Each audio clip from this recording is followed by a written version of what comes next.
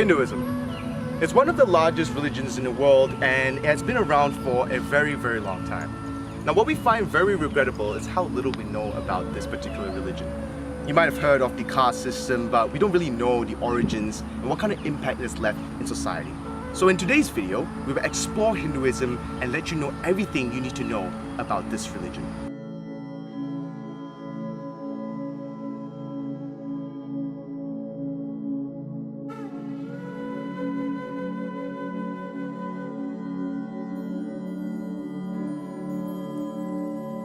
To fully understand Hinduism, we have to take a look at two major cities back in 1000 BCE in India. Those cities were called Mohenjo-daro and Harappa, and they were very advanced at the time because they were designed on a grid, meaning that their houses were all aligned, they were made from bricks, and their water systems were very, very efficient. Now, to understand Hinduism, we have to take a look at the synthesis theory, where there's something called theses and something called antitheses. While thesis is just a statement or a theory being put forward as a premise in order to be maintained or to be proved, while antithesis is the opposite of it. Now, the theses at the time were the Dravidians, and the antithesis comes where the Aryans from Iran came over and invaded the city. When this happened, both of their cultures, their beliefs, and everything that they had before eventually merged, and this formed a synthesis. And this is where the Indo-Aryan religion was born and eventually became Hinduism. Now, the story of Hinduism was formed when the caste system was born, basically a system that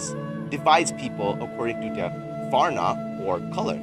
But the sad thing is that when the caste system was born, there was inequality.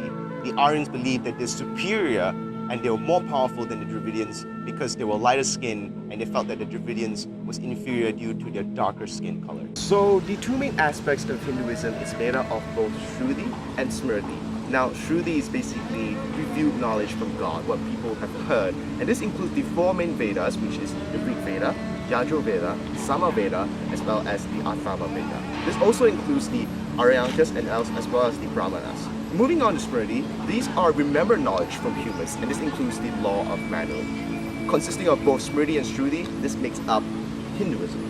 Now, let's talk about Brahmanas and Aryankas. So, the Brahmanas are basically the theology of the Vedic period, where it indicates how the priests gained their status at that time. And this particular practice, it's more towards the life-affirming aspect in Hinduism. Now, Aryankas, however, are forced treatments, and this particular practice requires special tutoring from the gurus. And some people even refer it as the Upanishads, and this is towards the more life-gaining aspects in Hinduism.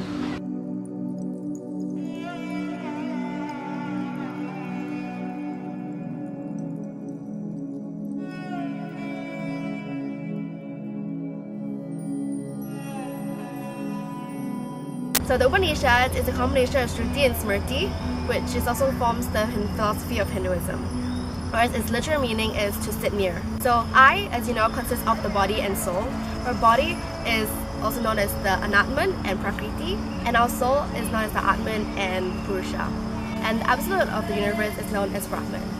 But our Advijja and Maya, ignorance and illusion, makes us think that they are both different things, when in truth, they are essentially one. So in order to overcome that, we have to unite the Atman and Brahman to achieve happiness, which is also known as moksha. The gurus have insights and reasoning that has led others to believe that they have been illumined by God. Their offerings made are not of external and materialistic things, but instead of the mind and soul. According to them, wisdom, which is Vidya, is when one is aware that oneself, Atman, and the being of the universe, Brahman, are one. And in their words, Tatam Asi, which is translated into that art thou, which means you are God, which emphasizes the divine nature of human soul. Monoism is essentially individualism, where one believes there is only one fundamental reality, whereas dualism is when one is aware that they are connected to God, and their true nature is more spiritual rather than physical, where they are more Atman rather than body. Hence, to achieve moksha, they will reunite their Atman with Brahman, the absolute of the universe. There are two ways to recognize Brahman, which is Nirguna and Saguna. Nirguna is when it has no characteristics, and Saguna is when it has characteristics.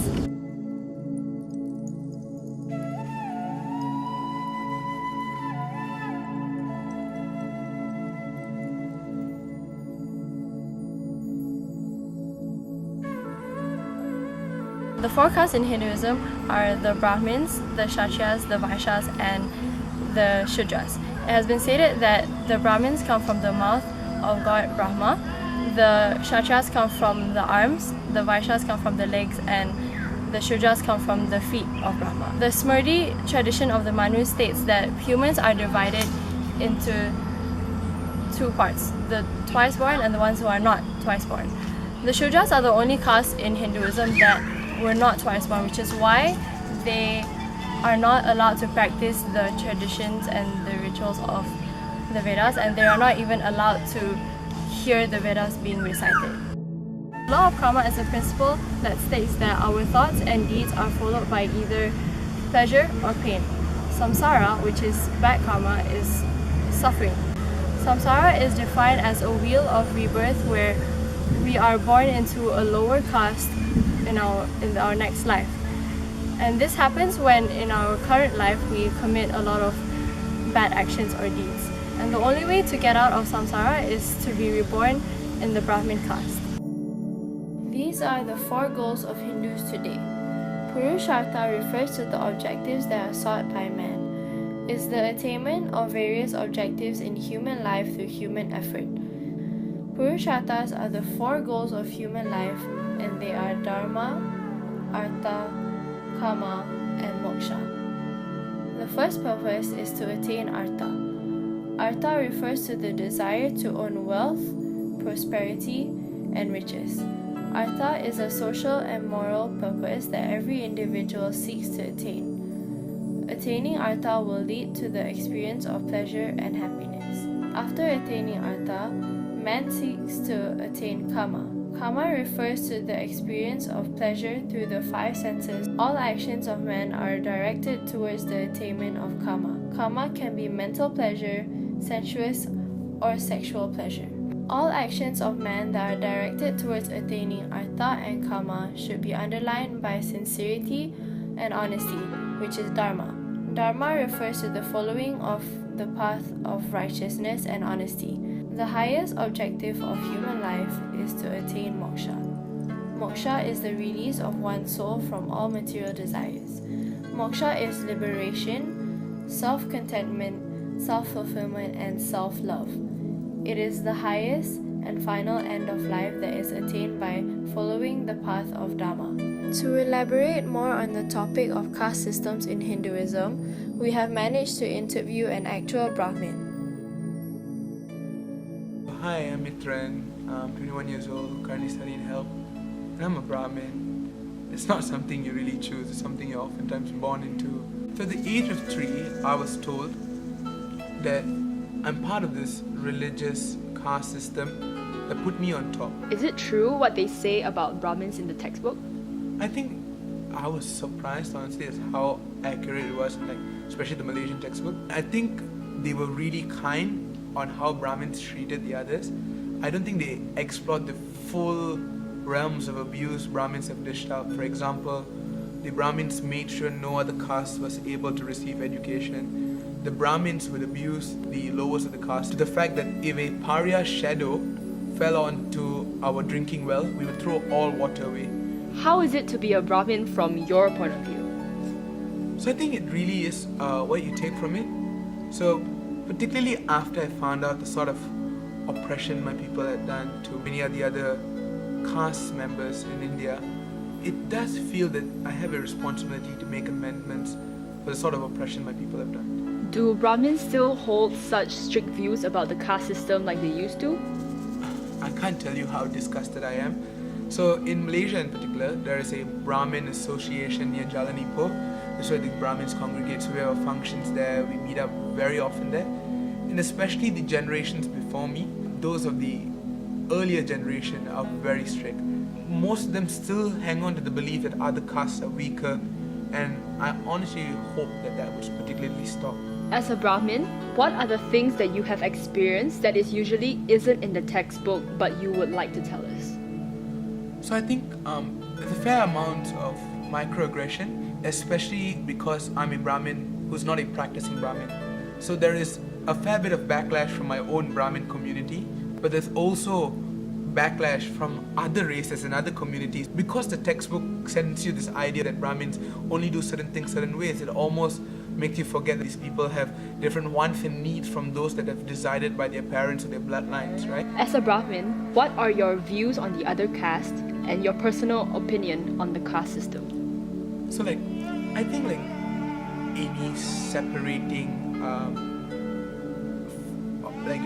belief, especially one that's dictated by the lottery of birth, all these things are horrible systems to abide by, because no one really got to choose whether they wanted to be a Brahmin or they wanted to be a Kaunda or they wanted to be a Pariya or Kshatriya, right? So yeah, I think it's very clear. I hate the caste system. I don't support it whatsoever. But if anything, I would say now, those of the higher caste, because of the discrimination our forefathers and ancestors have dished out to those of lower caste, I think this is a fair call for affirmative action. At the very least you could do is not treat someone differently based on the color of their skin, and actually give the person the right chance that they've deserved, right? The caste system is an old thing, just like slavery. We got done with that, right? I think we should get done with this too.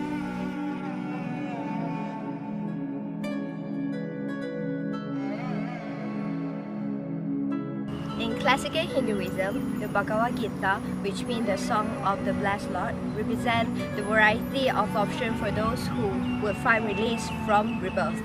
It is also included in the Code of Manu. Hinduism has welcomed all ways of salvation set forth in the Bhagavad Gita. The ways that suggested by Bhagavad Gita have developed into well-established paths that many Hindus walk today. The 4 ways of salvation are Jnana Yoga, Bhakti Yoga, Raja Yoga, and Jnana Yoga.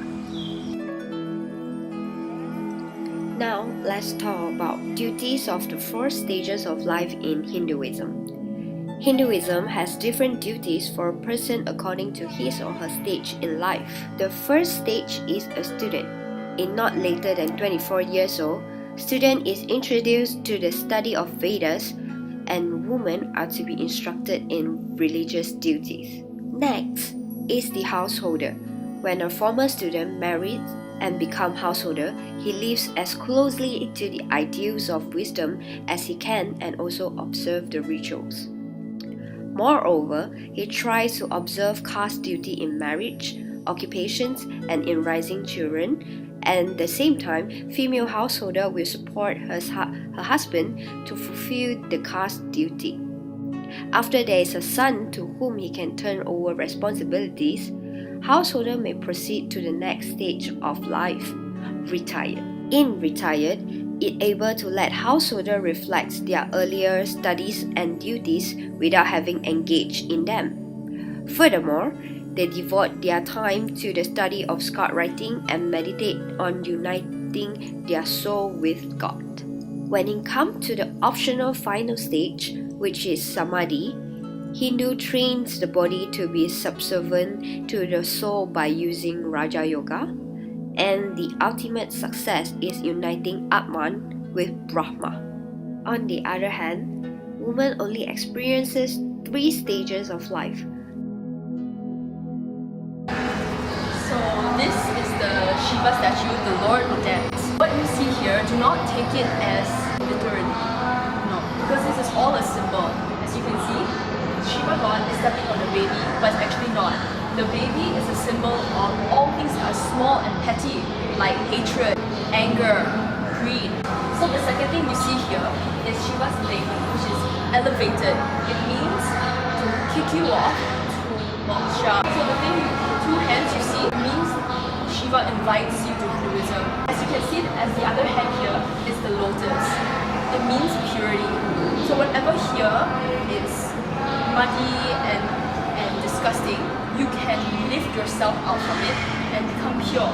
You don't have no attachment to the suffering or to the bad things on earth. Over here is the drums.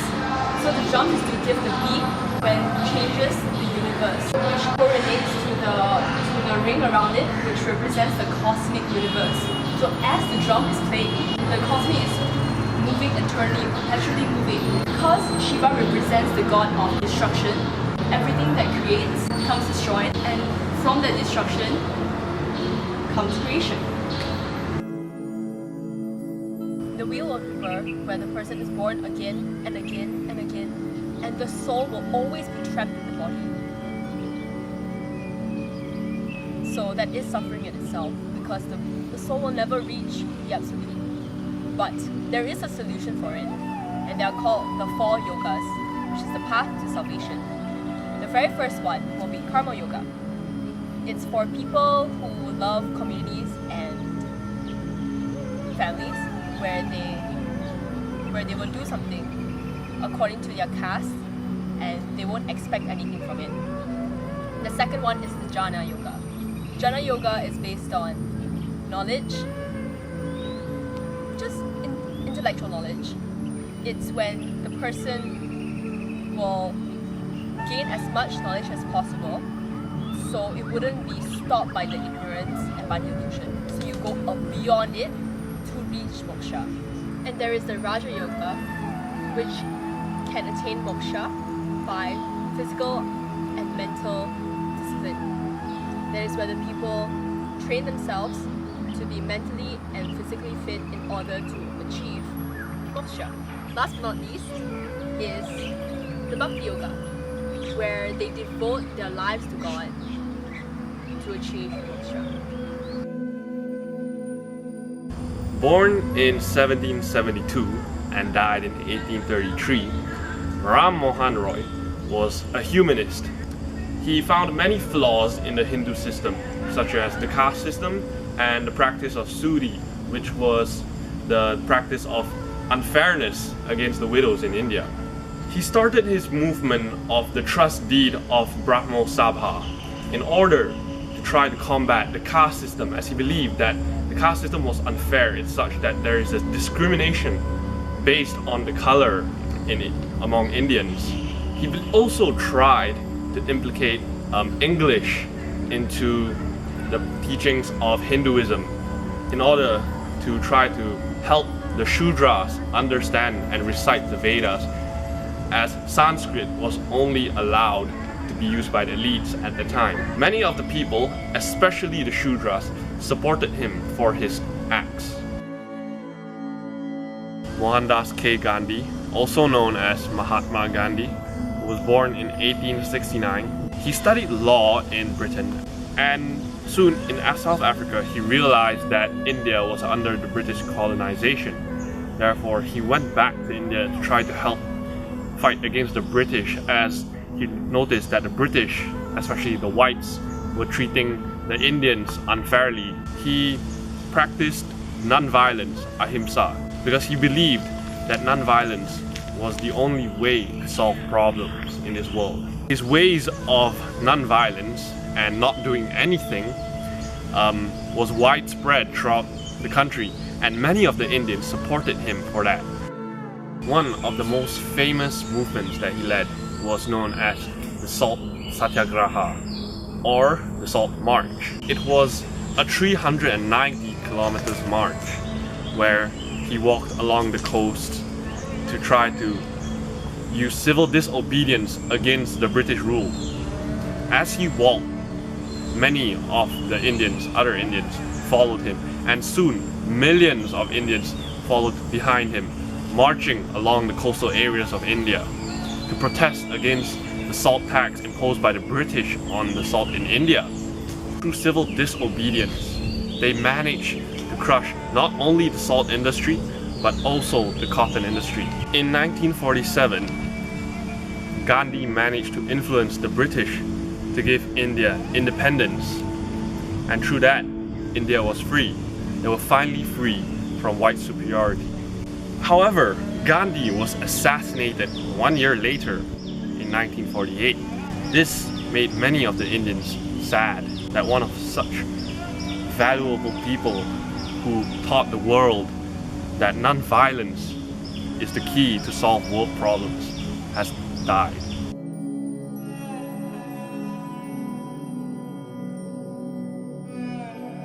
Now that we've told you the origins and the different aspects of Hinduism, something that's very important to take away from this video is that Hinduism is a unique religion. Now, unlike the Abrahamic religions such as Judaism, Christianity, and Islam, who only praise to one God, Hinduism is more willing to adopt and adapt.